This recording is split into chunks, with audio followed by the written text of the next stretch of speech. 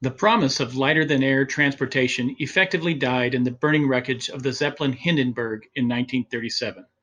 The hydrogen lifting gas was simply too dangerous and unstable. However, the recent discovery of a massive new helium reserve in Tanzania makes an incredible future possible. The scale of the discovery in Tanzania is almost beyond comprehension. It truly has the capacity to launch a new golden era of lighter-than-air flight. Merit Consulting believes that by building on Tanzania's strengths, a new helium industry will benefit Tanzania's citizens as well as the enterprises that produce it. On June 20, 2017, Hybrid Air Freighters signed a letter of intent to purchase up to 12 Lockheed Martin hybrid airships at a total value of approximately $500 million. Unlike traditional airships that receive 100% of their lift from helium gas, hybrid ships are heavier than air. Hybrid airships received 80% of their total lift from buoyant helium, while the remaining 20% comes from aerodynamic lift. With extra lift generated by the innovative tri-lobe envelope design, the current version of Lockheed Martin's hybrid airship are able to transport up to 21 tons of cargo. These lighter-than-air vehicles require large quantities of helium. However, current global supplies are limited. While helium is extracted, refined, and produced all over the world, the majority of helium is produced in the United States and Qatar. The following is a breakdown of global helium by geography. The total known reserves of helium are estimated at around 7 billion cubic feet.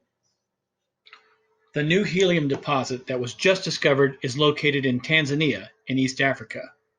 Let's take a closer look at this country.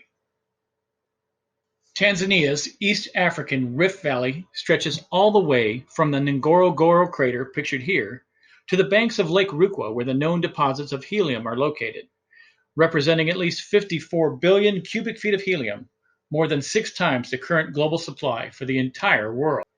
Helium is an important global commodity. However, developing this resource is bound to have major impacts on the Tanzanian economy, its government, and ultimately its citizens.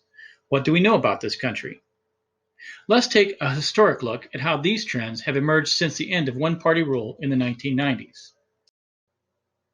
Watch how Tanzania's progress compares to other countries with a similar population size. Over this 25-year period, its gross domestic product, GDP, grows along with its Human Development Index, HDI. This chart shows a strong correlation between GDP and HDI. But what is HDI and how does GDP affect it? HDI is an aggregate of the literacy rate, life expectancy, and GDP per capita. The International Futures Model shows that the GDP of Tanzania, the green line, is projected at a much greater rate than the population of the country, the blue line. However, as we can see, the GDP per capita, red line, remains flat. Let's begin building a causal loop diagram to explore the relationships. If we are eager to extract the helium resources from Tanzania, we must never forget that we also have an obligation to serve the citizens of the nation to which the resources belong. Economic prosperity without correlating improvements in the human condition is immoral.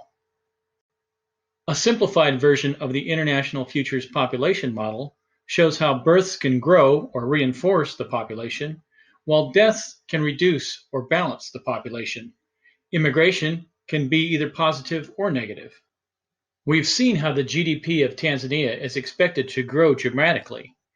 In this very simplified International Futures Economic Module, this should result in a dramatic growth in GDP per capita, but it's not happening. Let's take a closer look at value added to see what's going on. In this figure, Tanzania's GDP is once again represented by the green line. Beneath it are the values added of 3 sectors of the economy. Service trades, red line, nearly parallels the GDP track. Manufacturing, light blue line, is just growing slightly, while the dark blue agricultural sector remains relatively flat.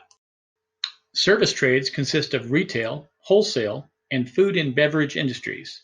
The GDP per capita may increase somewhat, but not at the robust levels required to build a vibrant middle-class population. To feed its growing population, Tanzania will have to import more food than it exports, and that directly affects the nation's trade balance. Exports add money into the country, while imports lose money as goods and services are purchased from other countries. This figure shows that when trade balance is negative, it drags down the GDP as well as the GDP per capita. In our initial problem, Tanzania's GDP was represented by the green line. The blue population line was rising slowly and the red GDP per capita line stayed almost flat. What's different in this figure is the light blue trade balance line that always remains in negative territory and really starts to dip downward after the year 2040. In the past 25 years, notice how the GDP per capita was decreasing at first while the trade balance barely moved. Then, surprisingly, the GDP per capita begins to rise while the trade balance decreases sharply. It's not always obvious, but negative trade balance can have significant impacts over time. What happens when these numbers grow much larger? Let's look at the same variables, GDP per capita and trade balance, only this time let's project the trends into the future. At first, the correlation between the two appears to be very weak, but in the long run, the enormous trade deficit caused by the need to import food will act as an anchor on GDP per capita despite Tanzania's growing economy. If these projections are reliable, what impact will the development of a major global helium resource have on the people of Tanzania? What are the leverage points? And how can a desired future emerge where increased GDP per capita will drive increases in human development? To understand how helium production will impact the people of Tanzania, you must first see how all of the pieces of the puzzle fit together. Here we show how the population module and the economic module converge to influence the GDP per capita. This in turn is a primary driver of the Human Development Index. The future trends show that without intervention, Tanzania's people will remain poor despite a growing economy. To find the leverage points, let's reveal what we've learned. The coming helium production will impact the country's trade balance, but it is up to Tanzania's leaders to implement policies now that will ensure prosperity increases GDP per capita. The future is uncertain. By 2017, Tanzania was looking to create its own state-run helium company, blocking the largest mining firm, Helium One, an American petroleum company. Good stewardship of the helium reserves and the inevitable income that will be generated requires that all stakeholders work together towards common goals. With compassionate cooperation and continuing consultation between all stakeholders, a new golden age of lighter-than-aircraft flight will also usher in a new golden era for Tanzania. Merit Consulting offers this vision of a positive future scenario in which the helium deposits of Tanzania are developed in a manner that is shared by all the citizens of Tanzania. More information on helium and human development is available through these references. Helium is a non-flammable, non-toxic noble gas. The Tanzanian reserve has the potential of transforming aviation, logistics, and transportation on a global scale and to create a brilliant future for that country. Thank you for watching today's presentation.